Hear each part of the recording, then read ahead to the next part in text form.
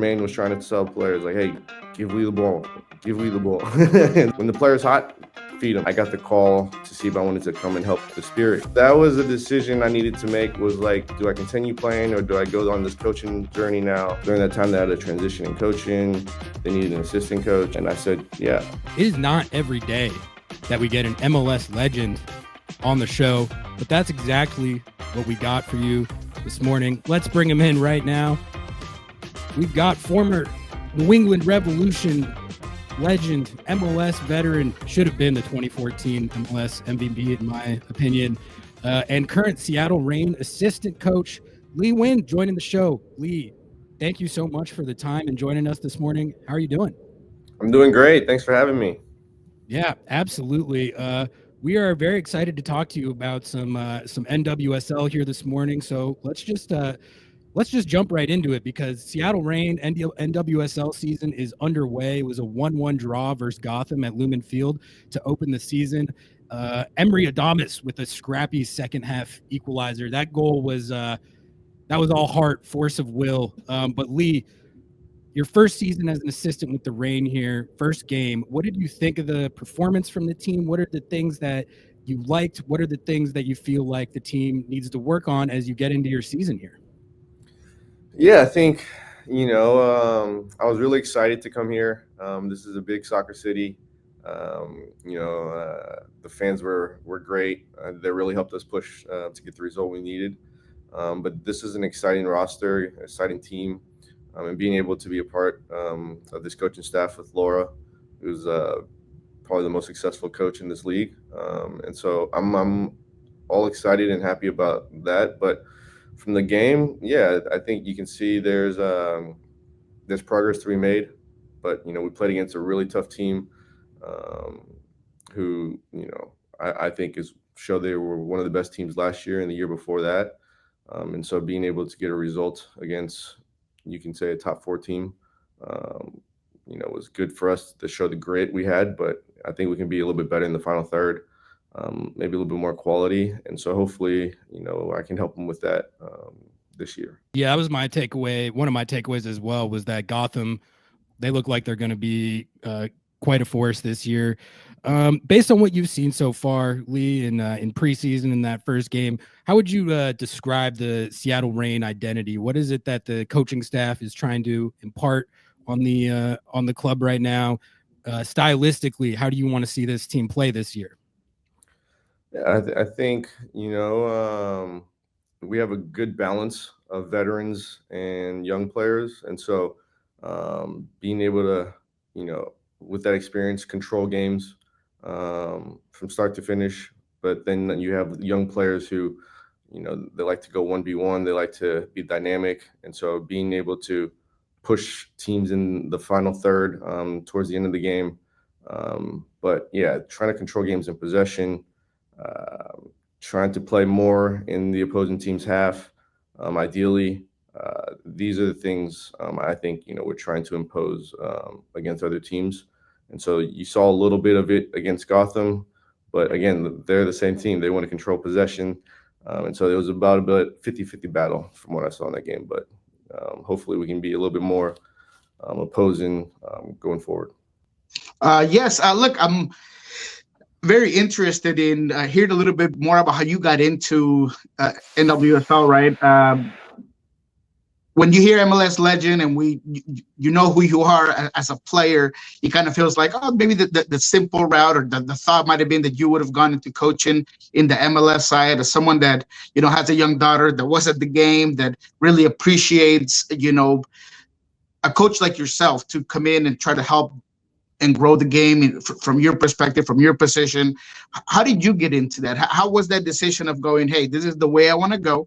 This is the route and what I want to do with my coaching career?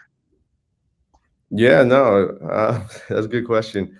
It wasn't like I chose one path or the other. It really happened during, I was in Vietnam playing. Our season got canceled because of COVID. So I came back to the States, and during that time, I, wanted to see if I was going to enjoy coaching, right? Because I was in the tail end of my career trying to transition. And So I asked my old club in Dallas, the Dallas Texans. I asked the director there, hey, can I help coach one of your teams? And he gave me a U17, U16 girls team. And so I was just kind of coaching them for that first couple months, and it was fun. I really enjoyed coaching them. They were really eager to learn. But I was going through training sessions of like, what I was doing at MLS, what I was doing, for my pro days. And then I realized I need to bring it back a little bit, realizing, like how we were training, maybe the grid size were too small. I need to make it a little bit bigger. And so all these things I was learning just through those experiences. I was enjoying that process. And then I got the call to see if I wanted to come and help the Spirit. During that time, they had a transition in coaching. They needed an assistant coach. And I said, yeah, let me try this out. But this was more so again, just an experience. I wanted to see if I liked it. But at the end of the season, I was going to go back to playing in Vietnam. And we ended up going and finishing out the year and winning the championship. And they're like, no, you got to come back. and so Nice. and so that was a decision I needed to make, was like, do I continue playing or do I go on this coaching journey now? And so that's kind of how it all started. I love that. See, that's exactly what I wanted to get into, man. And I can just see you light up when you talk about it, and that's exactly why the question went there. And what's been some of the challenges that you've kind of came across when you've had that transition of everything that you've learned and throughout your career, and then kind of try to mold that into either coaching style or coaching concepts, and then bring that into the NWSL? Yeah, I think what was great was, like as you get older in your playing career, you realize, as younger players come up, they look up to you, they've seen you play, they start to follow you a little bit. And so you kind of, organically mentor these players, and I found a lot of joy in that.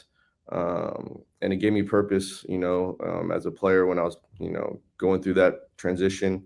And so naturally, you transition into coaching, you kind of do the same thing, right? And so now you're trying to mentor and teach these young players, and through your experiences and through the things you see. And I think that really gave me purpose and joy to see and help, young players grow and get them to achieve their goals.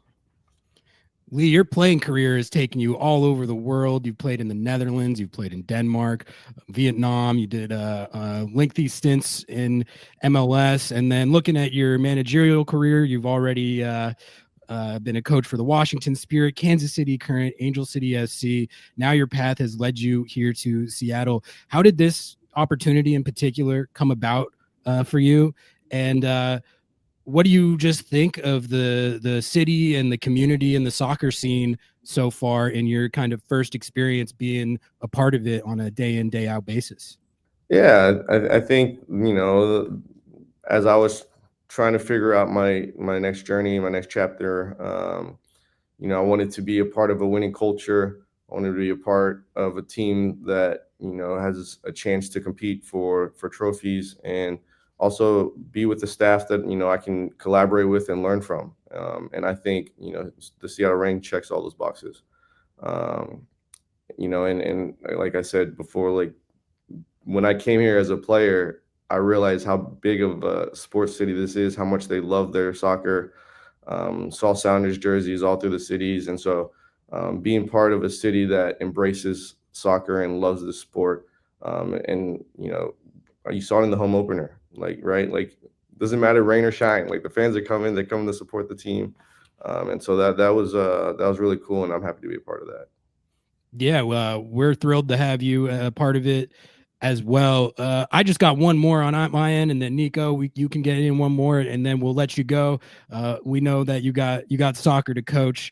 I did want to ask you about your playing career. I have a lot of memories of you as a player. Obviously, my first year covering the Sounders was actually 2014, and that was the year that you were just going off.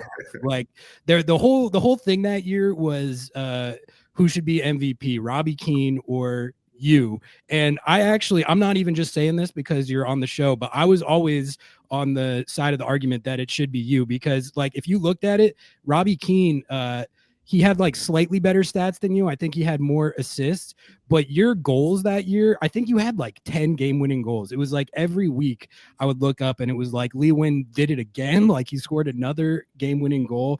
I'm so curious when you're having, like, you didn't quite get MVP, but that was clearly an MVP caliber season.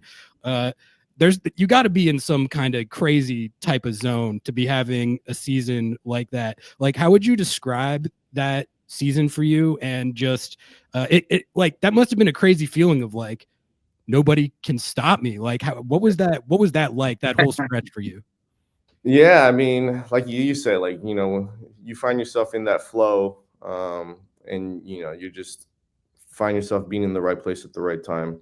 And so yeah, a lot of it had to do with the mindset, and then just being confident that, yeah, like you're just in that flow, like continue to ride it. But I had a great team that year, and the teammates were really supportive. And it was one of those things where we were in the final third, my teammates would try to find me, right, and I just needed to get open.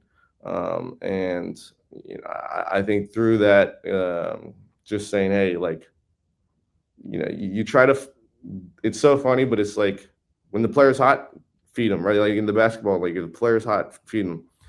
So like that's what like Jermaine was trying to tell players, like, hey, give Lee the ball, and so um, yeah, it was one of those things. It's just like, hey, the player's hot, give them the ball, find your best players in the final third, let them do their thing, let them be creative, let them create, and then just get open for them.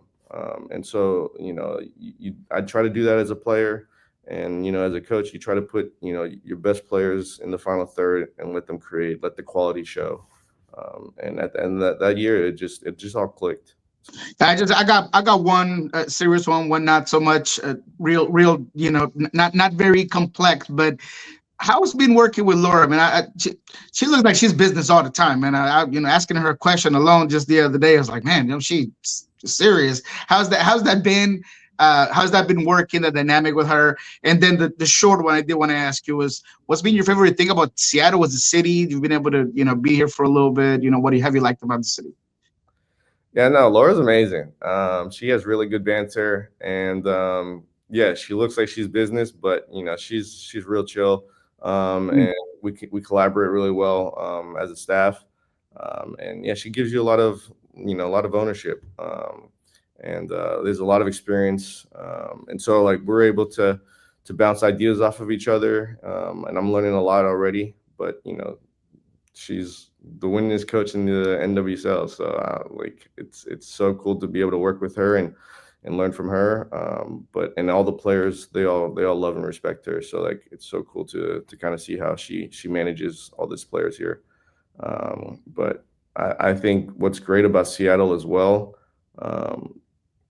Everyone tells me the summers are unmatched, so I'm waiting to see that bit. I can already tell when the sun comes out, it's a beautiful city, and so I'm waiting for the warmer weather, so you can be a little bit more, do more outdoor activities.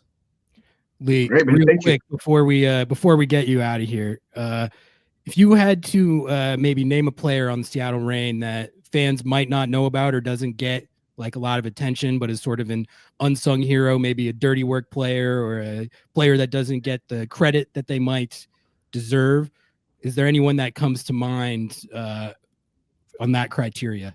I mean, we have a lot of good young players coming up. I mean, we have, I mean, you already know Emery Adames, who scored,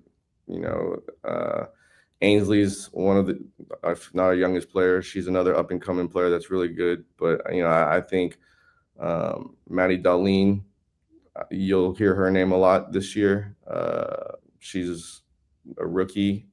I think she can battle for Rookie of the Year. But she's somebody who I think many people might not know from the NWSL, but she had a really good career at UNC. And so I'm excited to see what she'll be able to bring to the pros now. Lee, thank you so much for joining the show this morning. We really appreciate the time. Good luck with everything this year. We're going to be following the season. We'll have to get you back on again sometime and catch up at another juncture. But for now, thanks again. Good luck, and appreciate you, man. No, absolutely. It was fun. Thanks for having me, guys.